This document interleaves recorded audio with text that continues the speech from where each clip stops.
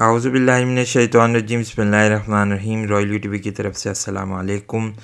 Royal U T V ایک دفعہ پھر آپ کی خدمت میں حاضر ہے۔ آج کی ویڈیو میں ہم پرنس بندر بن سلطان کے انٹرویو کی بات کریں گے جو انہوں نے العربیہ چینل کو دیا ہے۔ اس میں انہوں نے اسرائیل کو تسلیم کرنے کے حوالے سے بہت سارے اشارات دیے ہیں، اور اب لگ یہ رہا ہے کہ سعودی عرب اسرائیل کو جلدی تسلیم کرنے والا ہے۔ دونوں کے درمیان کوئی معاہدہ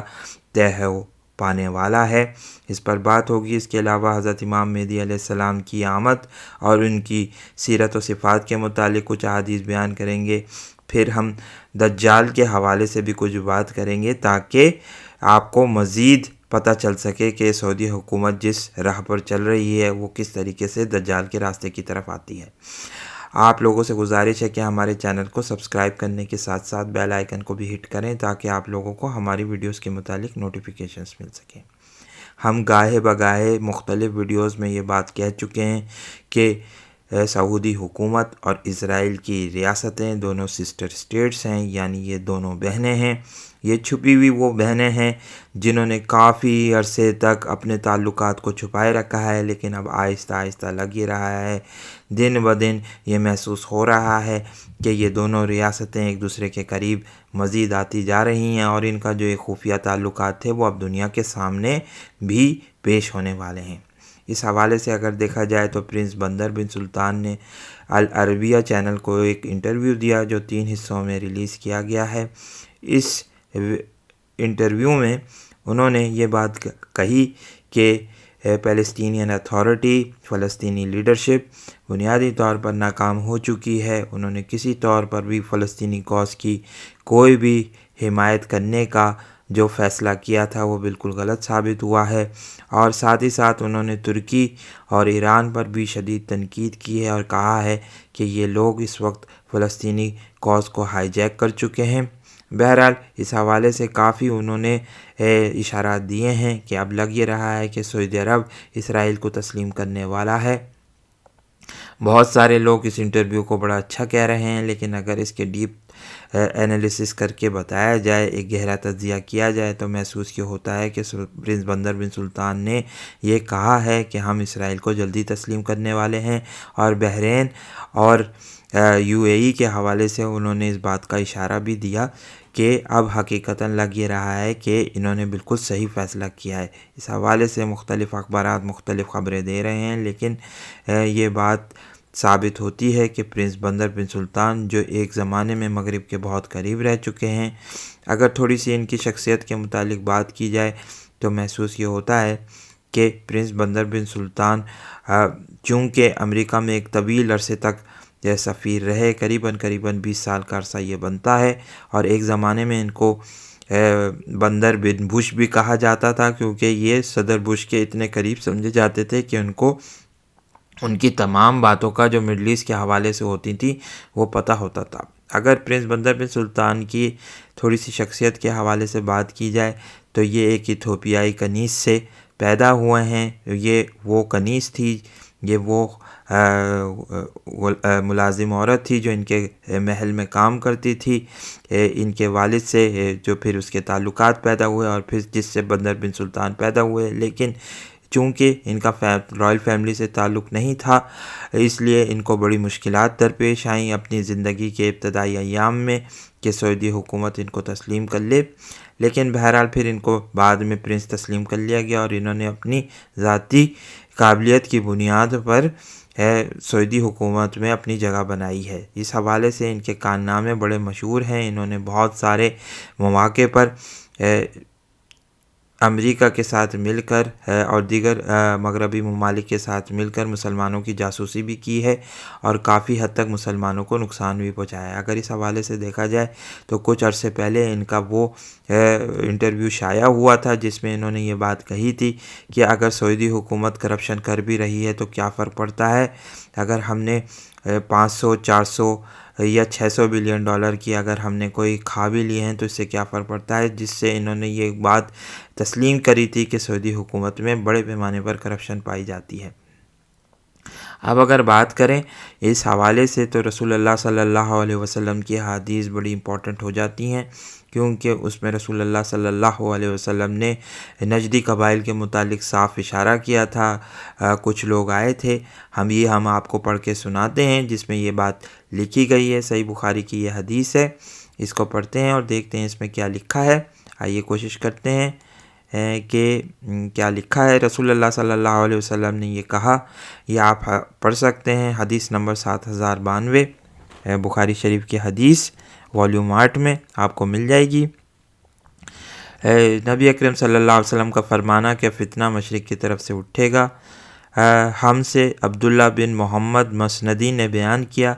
انہوں نے کہا ہم سے ہشام بن یوسف نے بیان کیا، انہوں نے کہا ان سے محمد نے بیان کیا، ان سے زہری نے بیان کیا، ان سے سالم نے، ان سے ان کے والد نے کہ نبی کریم صلی اللہ علیہ وسلم ممبر کے ایک طرف کھڑے ہوئے اور فرمایا فتنہ ادھر ہے، فتنہ ادھر ہے، شیطان کی سینگ طلوع ہوتی ہے یا سورج کی سینگ فرمایا۔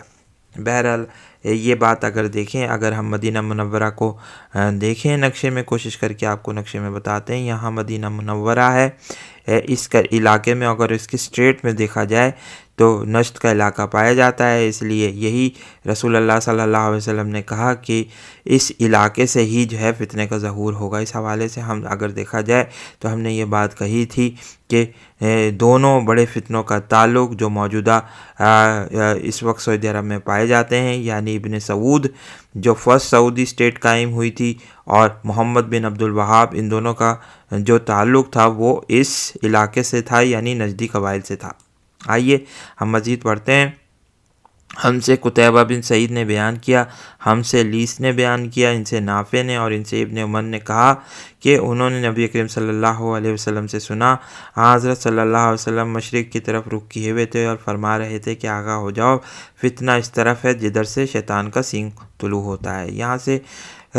بہت ساری دیگر احادیث کو ہم پڑھیں تو اس سے محسوس یہی ہوتا ہے کہ رسول اللہ صلی اللہ علیہ وسلم یہاں پر دجال کے فتنے کا ذکر کر رہے تھے۔ آئیے اب وہ مشہور حدیث پڑھتے ہیں۔ حدیث نمبر 7094 ہم سے علی بن عبداللہ مدینی نے بیان کیا، انہوں نے کہا ہم سے اظہر بن سعد نے بیان کیا، ان سے ابن عون نے بیان کیا، ان سے نافع نے بیان کیا، ان سے حضرت عبداللہ بن عمر رضی اللہ تعالیٰ عنہما نے بیان کیا کہ حضرت صلی اللہ علیہ وسلم نے فرمایا، اے اللہ ہمارے ملک کے شام میں ہمیں برکت دے، ہمارے یمن میں ہمیں برکت دے۔ صحابہ نے عرض کیا اور ہمارے نجد میں؟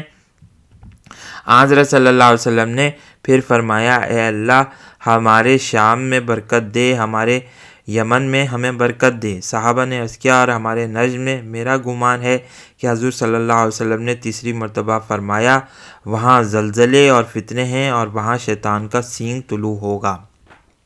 اگر ان حوالوں سے بات کی جائے تو اگر دیکھا جائے تو دبئی میں اور ریاض میں بڑی بڑی عمارتیں بنائی گئی ہیں، اسکائی اسکریپرز بنائی گئی ہیں، جس سے ہم یہ بھی مراد لے سکتے ہیں کہ شیطان کا سینگ طلوع ہوگا، یعنی اس سے مراد یہی ہے کہ دجال یہاں سے نمودار ہوگا۔ اگر ہم اس طویل حدیث کو پڑھیں جو حدیث جبرائیل کے نام سے مشہور ہے، اس میں رسول اللہ صلی اللہ علیہ وسلم نے قیامت کی ایک بڑی نشانیوں میں سے یہ نشانی بھی بیان کی ہے کہ جو اپاہج، فقیر اور چرواہے قسم کے لوگ ہوں گے وہ آپس میں بڑی بڑی عمارتیں تعمیر کریں گے، جس سے یہ بات محسوس ہوتی ہے کہ ان لوگوں نے جو گلف اسٹیٹس ہیں اور جن کا زیادہ تر زور جو ہے وہ سعودی عرب کے مشرق میں پایا جاتا ہے، عرب کے مشرق میں پایا جاتا ہے، انہوں نے آپس میں اس طریقے کی عمارتیں تعمیر کر کے ایک دوسرے کے درمیان مقابلہ کرنے کی کوشش کی ہے، اور اس سے مراد یہی ہے کہ دجال بھی انہی علاقوں میں نمودار ہوگا۔ آئیے دوسری حدیث میں ہم پڑھتے ہیں کہ اس میں کیا لکھا ہے، تو ہمیں مزید وضاحت کے ساتھ اور باتیں ملیں گی۔ ہم کھولیں گے اب مستدرک الحاکم کو، جس میں رسول اللہ صلی اللہ علیہ وسلم نے تھوڑی سی ان میں مزید وضاحت ہمیں مل جاتی ہے۔ آئیے پڑھتے ہیں حدیث نمبر 8558 مستدرک الحاکم چھٹی جلد۔ میں نے رسول اللہ صلی اللہ علیہ وسلم کو یہ فرماتے سنا ہے کہ مشرق کی جانب سے کچھ لوگ پیدا ہوں گے، وہ قرآن کریم کی تلاوت کریں گے لیکن وہ ان کے حلق سے نیچے نہیں اترے گا۔ ایک صدی ختم ہوگی تو اگلی شروع ہو جائے گی، اور یہ لوگ ہر زمانے میں رہیں گے حتیٰ کہ ان کی واقعات میں دجال نکلے گا۔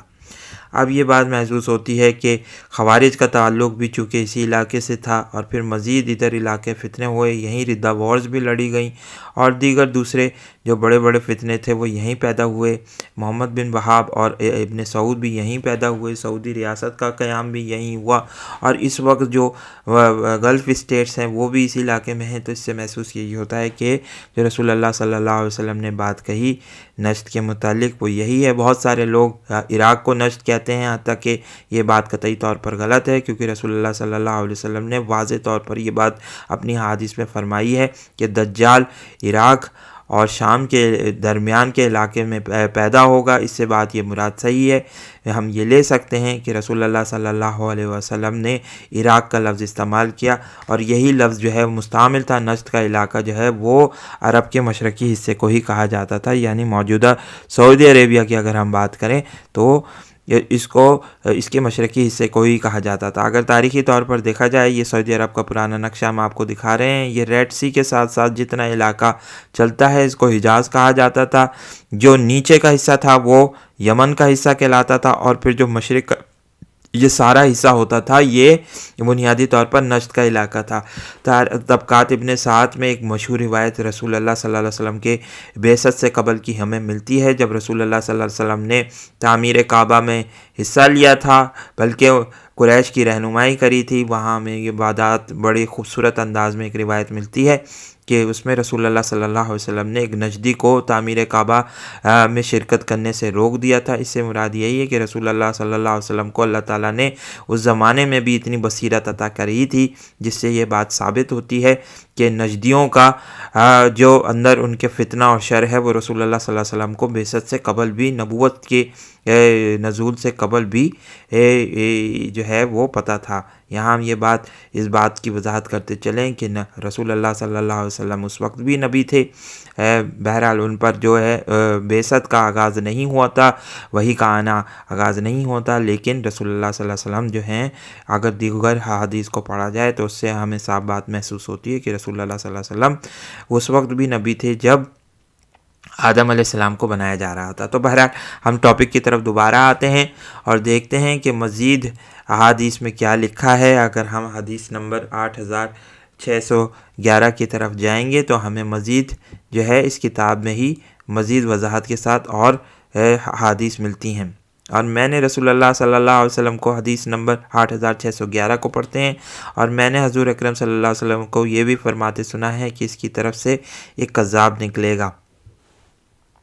میں نے پوچھا تیسرا کون ہوگا؟ آپ نے صلی اللہ علیہ وسلم نے فرمایا کہ وہ بھی ان جھوٹوں میں سے ایک جھوٹا ہوگا، وہ مشرق کی جانب سے نمودار ہوگا، یعنی پھر نجد کی بات کی گئی۔ عرب کے معمولی درجے کے اور رذیل قسم کے کمینے لوگ اس کے پیروکار ہوں گے، ان میں سے پہلا بھی ملعون ہوگا اور آخر بھی ملعون ہوگا، یعنی اس پوری جماعت کو رسول اللہ صلی اللہ علیہ وسلم نے رذیل اور کمینے کہا۔ یعنی اس سے ہمیں صاف یہ بات پتہ چلتی ہے کہ اب چونکہ سعودی عرب جو ہے وہ اسرائیل کو قبول کرنے جا رہا ہے، اس کو تسلیم کرنے جا رہا ہے، تو اب وہ دجال کے راستے کی ہی پیروی کر رہا ہے، اور اس کے متعلق رسول اللہ صلی اللہ علیہ وسلم نے یہی کہا اس حدیث میں کہ یہ رذیل اور کمینے قسم کے لوگ ہوں گے جن کا پہلا شخص بھی ملعون ہوگا اور آخر بھی ملعون ہوگا۔ ان کی ہلاکت ان کی سلطنت کے مطابق ہوگی، ان پر اللہ تعالیٰ کی ہمیشہ لعنت رہے گی۔ سبحان اللہ۔ اللہ تعالیٰ یہاں دیکھ سکتے ہیں آپ کہ رسول اللہ صلی اللہ علیہ وسلم نے یہ پیشن گوئی کی سعودی عرب کی ریاست کے متعلق، یعنی ان کی ہلاکت ان کی سلطنت کے مطابق ہوگی، یعنی ان کی سلطنت بالآخر ایک دن تباہ ہو جائے گی۔ اب جب ہم حضرت امام مہدی علیہ السلام کے حوالے سے حدیث کی طرف آئیں گے تو اس میں ہمیں مزید صراحت کے ساتھ وضاحت کے ساتھ جو ہے بات ملتی ہے۔ آپ صلی اللہ علیہ وسلم فرماتے ہیں، میں نے کہا یہ تو بہت ہی تعجب کی بات ہے۔ آپ صلی اللہ علیہ وسلم نے فرمایا اس سے بھی تعجب کی بات عنقریب ہوگی، پھر جب تم یہ بات سنو تو پھر جنگ ہی جنگ ہوگی، یعنی آپس میں خانہ جنگی ہوگی، لڑائی ہوگی۔ آپ صلی اللہ علیہ وسلم فرماتے ہیں، میں نے کہا جو لوگ اس وقت موجود ہوں گے ان کے ساتھ میں کیا کروں؟ آپ صلی اللہ علیہ وسلم نے فرمایا ان کو کہہ دینا کہ پہاڑوں کی چوٹیوں پر چڑھ جائیں۔ میں نے کہا اگر لوگ اپنے گھروں کو نہ چھوڑیں تو کیا کروں؟ آپ صلی اللہ علیہ وسلم نے فرمایا ان کو کہنا کہ اپنے گھروں کے کمروں میں سے کسی کمرے میں چلے جائیں۔ میں نے کہا اگر لوگ یہ بات بھی نہ مانیں تو آپ صلی اللہ علیہ وسلم نے فرمایا اے ابن عمر وہ زمانہ خوف، حرج اور چھینا جھپٹی کا ہوگا، یعنی جو سول وار شروع ہوگی اس میں بہت زیادہ قتل عام کیا جائے گا اور لوگوں کے درمیان جو ہے لوگوں کو لوٹا جائے گا اور جو ان کی کافی ساری پرابلمس کا وہ شکار ہو جائیں گے۔ آئیے ہم حدیث نمبر 8631 کو بھی پڑھتے ہیں۔ ہم نے ان حوالوں کو نکال کے رکھا ہے تاکہ آپ کو مزید وضاحت کے ساتھ جو ہے احادیث ہم پڑھ کے سنا سکیں، کیونکہ بہت ساری احادیث ہمیں ملتی ہیں، ہم اس کو آپ کو مختلف ویڈیوز میں اس کو پڑھ بھی رہے ہیں، دکھا بھی رہے ہیں، آپ کو ریفرنسز کے ساتھ بھی بات کر رہے ہیں، تو اس سے یقینی طور پر یہ بات ہمیں پتہ چلتی ہے کہ رسول اللہ صلی اللہ علیہ وسلم نے وضاحت کے ساتھ یہ بات کہی ہے کہ دجال جو ہے وہ نجد کے علاقے سے ہی نمودار ہوگا، یا کم سے کم یہ ضرور ہو سکتا ہے کہ ان کے جو پیرو ہوں گے ان کا تعلق نجد سے ہو۔ اب دیکھتے ہیں کہ صورتحال کیا بنتی ہے، آگے مستقبل میں کیا صورتحال ہمارے سامنے آتی ہے۔ ہم بہت ہی خوبصورت حدیث آپ کو پڑھ کے ابھی سنائیں گے جس میں یہ بات ملتی ہے کہ جو آج کل بات کی جا رہی ہے دجال کے حوالے سے اس میں کیا لکھا ہے۔ لیکن یہاں ایک بات بھی ذکر کرتے چلیں، ایک اور وضاحت کرتے چلیں کہ کچھ احادیث میں جو مختلف دوسری کتابوں میں ملتی ہیں اس میں یہاں پر جبل احد کا ذکر ہے، جبکہ اس میں جبل حبشی کا ہے، اور ہم یہ بات جانتے ہیں کہ جبل حبشی پر ہی سعودی حکومت نے دجال پیلس کو قائم کیا ہے، بنایا ہے۔ آئیے ہم پڑھتے ہیں کہ کیا لکھا ہے اس میں۔ حدیث نمبر 8631 ہے یہ حدیث، اس کو پڑھ کے سناتے ہیں۔ حضرت محجن بن ادرا رضی اللہ تعالیٰ عنہ فرماتے ہیں کہ رسول اللہ صلی اللہ علیہ وسلم نے ایک دن لوگوں کو خطبہ دیا۔ آپ صلی اللہ علیہ وسلم نے فرمایا خلاص کا دن، اور خلاص کا دن کیا ہے؟ آپ صلی اللہ علیہ وسلم نے یہ بات 3 مرتبہ کہی۔ صحابہ کرام نے پوچھا یا رسول اللہ صلی اللہ علیہ وسلم خلاص کے دن سے کیا مراد ہے؟ آپ صلی اللہ علیہ وسلم نے فرمایا دجال آئے گا اور وہ احد پہاڑ پر چڑھ جائے گا، پھر وہ مدینہ کی جانب جھانک کر دیکھے گا، پھر وہ اپنے ساتھیوں سے کہے گا کیا تم اس سفید رنگ کے محل کو دیکھ رہے ہو؟ یہ احمد مشتبہ صلی اللہ علیہ وسلم کی مسجد ہے۔ سبحان اللہ، ہاں کیا بات کہی رسول اللہ صلی اللہ علیہ وسلم نے۔ یہاں احمد کا نام استعمال کیا گیا جس سے یہ مراد یہ ہے کہ دجال جو ہے وہ ایک چھپا ہوا یہودی ہوگا جو عرب شخص کی شکل میں ظاہر ہوگا، جیسا کہ ہم دیگر دوسری احادیث میں یہ بات بتا چکے ہیں کہ اس کی شکل عبدالعزہ بن قطن سے ملتی بھی ہوگی جو جاہلیت کا ایک شخص تھا، بنی مستعلق کا شخص تھا، اور بنی مستعلق بھی جو ہے بنیادی طور پر اس رسول اللہ صلی اللہ علیہ وسلم کے زمانے میں نجد کا قبیلہ ہی ایک سمجھا جاتا تھا۔ تو پھر پڑھتے ہیں اس میں کیا لکھا ہے۔ یہاں پر جو بات کہی گئی احمد، تو یہ احمد اس حوالے سے کہی گئی ہے کہ یہودی یہ بات کہتے تھے کہ اب ان کی کتابوں میں لکھا ہوا تھا کہ ایک نبی عرب میں آئیں گے جن کا نام جو ہے وہ احمد ہوگا۔ اس سے ہمیں یہ بات صاف وضاحت کے ساتھ یہاں پر مل رہی ہے کہ دجال جو ہے وہ چھپا ہوا یہودی ہی ہوگا۔ پھر وہ مدینہ میں آئے گا اور مدینہ کے ہر دروازے پر ایک فرشتہ پائے گا جو تلوار سونتے ہوئے ہوگا، پھر وہ پانی بہنے کی دلدلی زمین پر آئے گا۔ پانی بہنے کی جو دلدلی زمین ہے اس کی اگر ہم بات کریں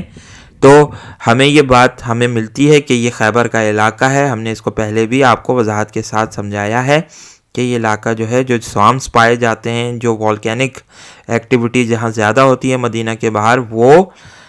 بنیادی طور پر خیبر کا علاقہ ہے، ہرہ کا علاقہ ہے۔ وہاں پر اپنے خیمے نصب کر لے گا۔ پھر مدینہ میں 3 زلزلے آئیں گے اور اس میں کوئی منافق مرد اور کوئی منافق عورت باقی نہیں بچے گی، نہ کوئی فاسق مرد بچے گا نہ کوئی فاسقہ عورت بچے گی۔ اس طرح کے سب لوگ مدینہ سے نکل جائیں گے، مدینہ منورہ ایسے لوگوں سے خالی ہو جائے گا۔ یہ خلاص کا دن ہوگا، یعنی منافق جو ہیں وہ مدینہ کو چھوڑ جائیں گے۔ اب آئیے بات کرتے ہیں حضرت امام مہدی علیہ السلام کی ذاتی صفات اور سیرت پر۔ اینڈ میں تھوڑا چھوٹا سا تبصرہ کرتے ہیں تاکہ اندازہ ہو جائے کہ کیا ہمیں ملتا ہے، اور یہ جو حالات جس طرف جا رہے ہیں اس سے ہمیں یہ صاف وضاحت مل رہی ہے کہ اب لگ رہا ہے کہ حضرت امام مہدی علیہ السلام کا جو ظہور ہے وہ بہت ہی قریب آ گیا ہے۔ حضرت عبداللہ، یہ حدیث پڑھ سکتے ہیں آپ، حدیث نمبر 5216 مشکات شریف والیوم 3۔ حضرت عبداللہ بن مسعود رضی اللہ تعالیٰ عنہ کہتے ہیں کہ رسول اللہ صلی اللہ علیہ وسلم نے فرمایا ہے دنیا اس وقت تک فنا نہیں ہوگی جب تک عرب پر ایک شخص قبضہ نہ کرے گا۔ یہ شخص میرے خاندان سے ہوگا اور اس کا نام میرے نام پر ہوگا۔ اگر ہم تاریخ میں تھوڑا سا جا کر دیکھیں تو ایک زمانے میں فاطمی خلافت قائم ہوئی تھی جو اپنے تعلق رسول اللہ صلی اللہ علیہ وسلم کے خاندان سے جوڑتی تھی، یعنی اہل بیت سے جوڑتی تھی، لیکن اگر دیکھا جائے تو ان لوگوں کو بھی حجاز کے مکمل علاقے پر قبضہ حاصل نہیں ہوا تھا، اور عرب کا تو علاقہ جو تھا وہ بنیادی طور پر پورا عرب کا علاقہ جو فتح انہوں نے کیا ہی نہیں تھا، بلکہ کچھ اگر دیکھا جائے تو کچھ حجاز کے علاقے پر ان کا قبضہ ہو سکا تھا۔ اس لیے یہ بات یہاں پر یاد رہے کہ شریف مکہ کو بھی حجاز کے علاقے میں ہی کنٹرول حاصل تھا، اس لیے یہ بات ہمیں ملتی ہے، یہ صاف ہمیں سے وضاحت ہو رہی ہے یہاں پر کہ رسول اللہ صلی اللہ علیہ وسلم نے کہا کہ عرب پر ایک شخص قبضہ نہ کرے گا، یعنی پورے عرب پر ان کا قبضہ ہوگا، خلافت منہاج النبوہ کا آغاز ہوگا۔ اس سے یہی مراد ہم لے سکتے ہیں کہ حضرت امام مہدی علیہ السلام کے زمانے میں پہلی دفعہ یہ ہوگا کہ اہل بیت میں سے کوئی شخص جو ہے وہ اپنی خلافت کا اعلان کریں گے، یعنی وہ پورے عرب پر قابض ہو جائیں گے، اور تقریباً تمام کا تمام علاقہ جو ہے وہ ان کے زیر نگیں ہو جائے گا۔ یہاں یہ بات بھی ہم وضاحت کے ساتھ پیش کریں کہ حضرت علی رضی اللہ تعالیٰ عنہ کے زمانے میں بھی پورے عرب پر ان کا قبضہ نہیں ہوا تھا، بلکہ کچھ علاقے تھے جو ان کے قبضے میں تھے، بلکہ اور دیگر جو عرب کے علاقے تھے وہ حضرت امیر معاویہ کے قبضے میں تھے۔ اور ابو داؤد کی ایک روایت میں اس طرح سے ہے کہ رسول اللہ صلی اللہ علیہ وسلم نے فرمایا، اگر دنیا کے فنا ہونے میں صرف ایک ہی دن باقی رہ جائے گا کہ خداوند تعالیٰ اس دن کو دراز کر دے گا، یہاں تک کہ اللہ بزرگ و برتر میرے خاندان میں سے ایک شخص کو بھیجے گا جس کا نام میرے نام پر ہوگا اور جس کے باپ کا نام میرے باپ کے نام پر ہوگا، وہ زمین کو عدل و انصاف سے معمور کر دے گا، اور جس طرح کہ وہ اس وقت سے پہلے ظلم و ستم سے معمور تھی۔ اب ان حدیث کو ہم مزید وضاحت کے ساتھ کسی دوسری ویڈیو میں بتائیں گے، لیکن یہاں پر حضرت امام مہدی علیہ السلام کی ذاتی صفات اور سیرت کا ہمیں جو ہے وہ ملتا ہے۔ یہاں تھوڑے سا رسول اللہ صلی اللہ علیہ وسلم کی اولاد میں سے ہوں گے حضرت امام مہدی، اس پر پڑھتے ہیں۔ حضرت ام سلمہ رضی اللہ تعالیٰ عنہ کہتی ہیں کہ میں نے رسول اللہ صلی اللہ علیہ وسلم کو یہ فرماتے سنا ہے کہ مہدی میری اطرت میں سے ہوں گے، یعنی اولاد فاطمہ میں سے۔ حضرت ابو سعید خدری رضی اللہ تعالیٰ عنہ کہتے ہیں کہ رسول اللہ صلی اللہ علیہ وسلم نے فرمایا ہے، مہدی میری اولاد میں سے ہے، روشن و کشادہ پیشانی، بلند ناک، وہ زمین کو اس طرح عدل و انصاف سے بھر دیں گے جس طرح وہ ظلم و ستم سے بھری تھی، وہ 7 برس تک زمین کے مالک بھی رہیں گے، یعنی ان کی روشن پیشانی ہوگی، بلند ناک ہوگی۔ کچھ احادیث میں یہ بھی بیان ہوتا ہے کہ اوپر چھوٹا سا ان کے جو ہے ناک تھوڑی سی جو ہے وہ ٹیڑھی ہوگی، یعنی جس چوٹ کا نشان ہوگا۔ اس کے علاوہ بڑی پیشانی ہوگی، ان کی ماتھے کے جو بال ہوں گے وہ کم ہوں گے، اور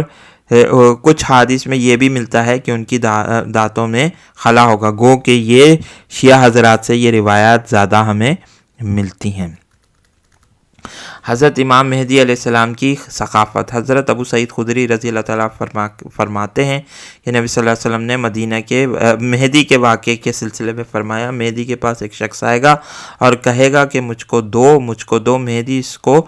دونوں ہاتھوں سے بھر کر اتنا دیں گے جتنا وہ اپنے کپڑے میں بھر کر لے جا سکیں۔ اب یہ تھوڑی سی حدیث ہم پڑھ کر سنائیں گے۔ حضرت ام سلمہ رضی اللہ تعالیٰ عنہ کہتی ہیں کہ رسول اللہ صلی اللہ علیہ وسلم نے فرمایا، ایک خلیفہ بادشاہ کے مننے پر اختلاف واقع ہوگا، پھر ایک شخص مدینہ سے نکلے گا اور مکہ کی طرف بھاگ جائے گا، مکہ کے لوگ اس کے پاس آئیں گے اور اس کو گھر سے باہر نکال کر لائیں گے اور حجر اسود و مقام ابراہیم کے درمیان اس کے ہاتھ پر بیعت کر کے اس کو اپنا خلیفہ بنا لیں گے، حالانکہ وہ شخص اس سے ناخوش ہوگا۔ اگر دیکھا جائے تو اس سے بات یہ وضاحت کے ساتھ ملتی ہے کہ لوگ اپنا امام جو ہے وہ حضرت امام مہدی علیہ السلام کو بنا لیں گے۔ اب آخر میں یہاں ہم وہ مشہور حدیث آپ کے سامنے رکھتے ہیں جو بخاری شریف میں نقل ہوئی ہے، جو بہت سارے لوگوں کے اعتراض کا جواب ہے، کہ بہت سارے لوگ یہ اعتراض کرتے ہیں کہ حضرت امام مہدی علیہ السلام کے حوالے سے بخاری میں اور مسلم میں ہمیں کوئی حدیث نہیں ملتی، جو کہ سراسر ایک غلط بات ہے۔ گو کہ نام کا ذکر نہیں آیا ہے، لیکن یہاں پر یہ بات وضاحت کے ساتھ مل رہی ہے، ہمیں یہ محسوس ہوتا ہے کہ ہاں رسول اللہ صلی اللہ علیہ وسلم نے ایک انڈائریکٹ اشارہ دیا ہے حضرت امام مہدی علیہ السلام کے آمد کے متعلق، ان کی امامت کے متعلق، ان کے سردار ہونے کے متعلق۔ آئیے ہم پڑھتے ہیں، یہ آپ کو حدیث جو ہے والیوم 4 میں مل جائے گی، جہاں پر باب نزول عیسیٰ کے متعلق کچھ حدیث ہیں، اس کو ہم پڑھ سکتے ہیں۔